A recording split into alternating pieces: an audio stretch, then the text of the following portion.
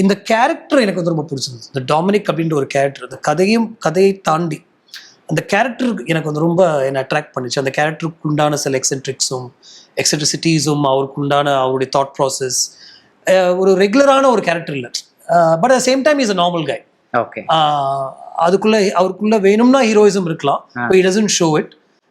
அவருக்கு ஒண்ணுமே கிடையாது, காசு கிடையாது, ஃபேமிலி இல்லை, தனியாக தான் இருக்காரு. But is a detective.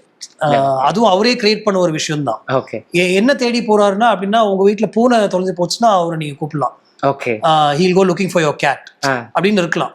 இப்போ வந்து ஒரு ஃபேமிலி வந்து ஒரு கல்யாணம் பண்ண போறாங்க, ஒரு மாப்பிள்ளையை பத்தி ஒரு பேக்ரவுண்ட் செக் வேணும்னா இவர்கிட்ட கொடுப்பாங்க. இந்த மாதிரி கேசஸ் ஹேண்டில் பண்ணக்கூடிய ஒருத்தர். ஏன்னா வேற கேசஸ் வரல, அவரே சொல்லுவாரு, மர்டர் கேஸும் மிஸ்ஸிங் பர்சன்ஸ் கேஸும் எனக்கு யாரும் கொடுக்க மாட்டேன்றாங்களே, நான் என்ன வேணா நான் சொல்றேன் அப்படின்னு சொல்லுவாரு. ஸோ இது விஷயம் எனக்கு ரொம்ப பிடிச்சிருந்தது.